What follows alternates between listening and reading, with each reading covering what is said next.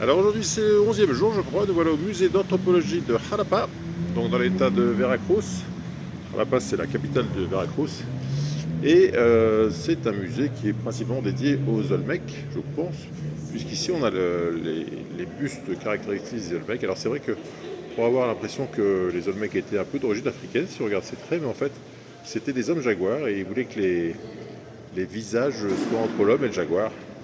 Voilà pourquoi ce, cette statue a ce type de trait et on en retrouvera beaucoup de même genre dans la région. Alors à l'entrée du musée, il y a une petite récap de la région pour qu'on essaie de mieux comprendre. Donc on va faire le petit point de ce qu'on a fait jusqu'à présent. On était à Mexico et à Teotihuacan. On est remonté vers Papantla. On était hier avec les voladores. Et aujourd'hui, on est à Jalapa. Qui est. Où est-ce qu'il est Jalapa? Allez, c'est là. Jalapa. Jalapa. On est passé par Veracruz hier pour faire un petit tour au port. Et aujourd'hui, on est plutôt chez les Olmecs. Les Olmecs qui étaient du côté du Tabasco et qui a priori étaient des pêcheurs. Et donc on voit que la région était donc. Il y avait les Aztèques du côté de Mexico au sud, il y avait les Totonacs du côté de Papantla, et puis qui se sont un peu mélangés avec les Olmecs qui étaient là. Voilà donc pour la carte de la région. Voilà, dans le musée, il y a un petit côté jardin, et puis on retrouve évidemment ces statues Olmecs qui sont assez impressionnantes. Hein. Celle-ci doit faire 2,50 m de haut. On a l'impression qu'elles ont été faites il n'y a pas très longtemps, mais non, elles ont moins de 1000 ans. Et puis comme ça, on peut se balader. Celle-ci est moins nette. Mais ce côté musée et jardin, je trouve ça très joli. Une belle lumière. Alors là, on voit à nouveau l'importance du maïs. Hein. Des petits épis, et puis on voit qu'ils se faisaient même des coiffes avec des épis de maïs sur la tête. Donc c'était vraiment un élément très important de leur culture. Alors si vous décidez de venir au musée d'anthropologie de Jalapa, prévoyez une bonne matinée ou une bonne après-midi, parce que c'est vraiment un très beau musée, très très fourni avec des tas de choses, mais très grand. Donc il faut prévoir du temps, parce que si vous voulez faire l'ensemble des salles et avoir le temps de tout regarder, je pense que 3 ou 4 heures, c'est pas de trop. Mais ça le vaut bien, parce que c'est vraiment un musée avec des pièces assez incroyables, et ça mérite d'y passer une demi-journée.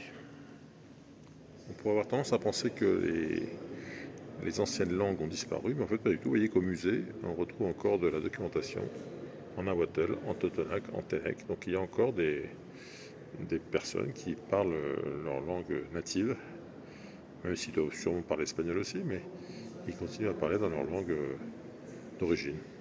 Alors il y a un truc qu'on peut reprocher à la majorité des musées mexicains, c'est que les informations qui sont affichées sous les statues ne sont que en espagnol.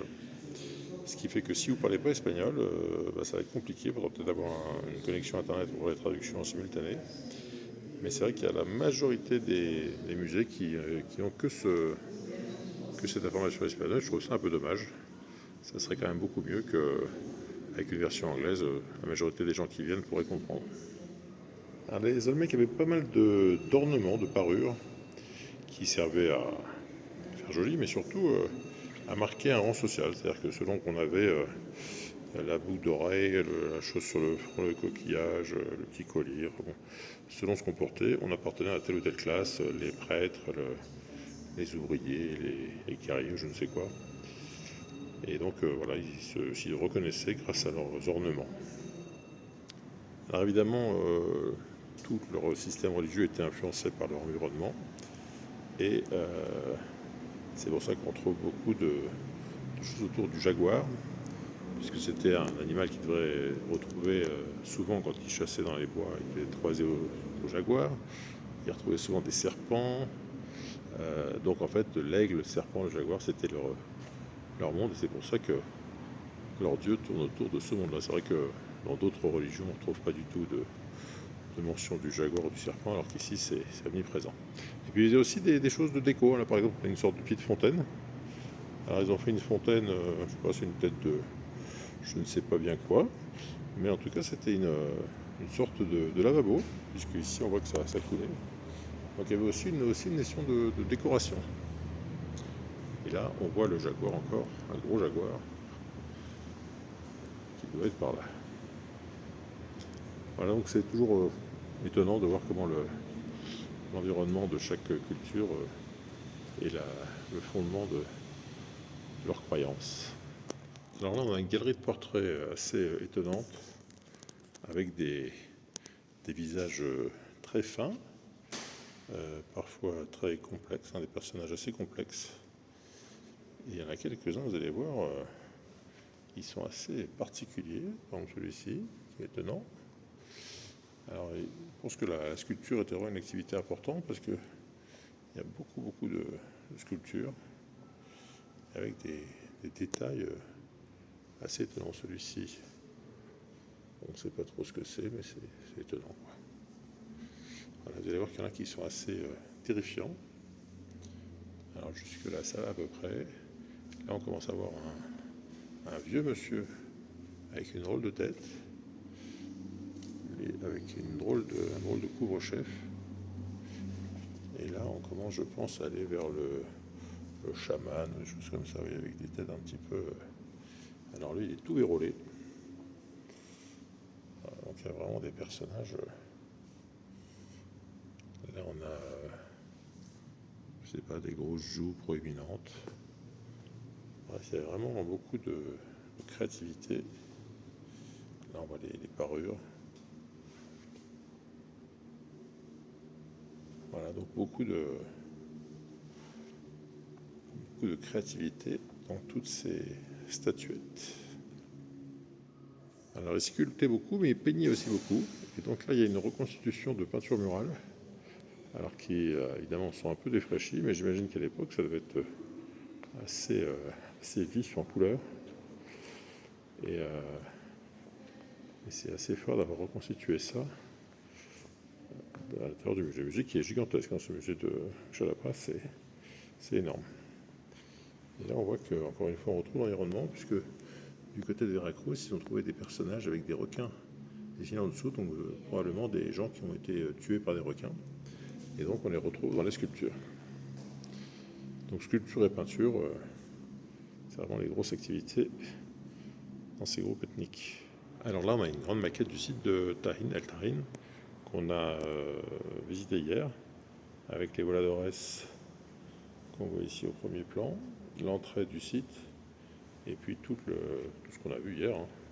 Et sur les maquettes, on comprend mieux la structure. Alors comme je vous disais dans la vidéo d'hier, aujourd'hui il y a une quarantaine de pyramides qui sont mis à jour, mais il reste près de 200 qui sont probablement enterrés sous ces collines. Et on le sait avec des opérations de scan qui ont été faites. Et donc quand on aura mis à jour toutes les pyramides ici, si c'est fait un jour, il y aura 228 pyramides sur ce site de El Tahin. Ce genre de maquette, je trouve que c'est assez pratique parce que ça permet de se faire vraiment une idée d'ensemble d'un site. Alors, on peut se demander comment on sait tout ce qu'on sait aujourd'hui des premiers peuples mésoaméricains. Et en fait, les Espagnols, quand ils sont arrivés, enfin quelques temps après leur arrivée, ils ont demandé à des locaux de d'écrire leur vie, leur histoire, et ils ont mis ça dans ce qu'on a appelé des codex. Et ça a permis d'écrire tout ce qui pouvait être des traditions orales qui n'étaient pas forcément écrites où que ce soit. Et donc avec ces codex, ils ont pu retracer, collecter en fait tous les éléments historiques disponibles à cette époque et les inscrire de façon à ce qu'ils soient consultables à leur époque et encore aujourd'hui. Donc les codex, ça a été vraiment un outil important pour apprendre tout ce qu'on sait aujourd'hui des premiers peuples mésoaméricains. Alors au sein du musée d'anthropologie de Xalapa, il y a un très beau jardin, très joli. Et dans ce jardin, il y a un ficus qui lui aussi est très joli. Et pour moi, c'est la plus belle pièce du musée. C'est un arbre bien vivant avec ce que les amateurs de bonsaï appellent un nébari, donc ses racines apparentes. Et vraiment, c'est un très bel arbre.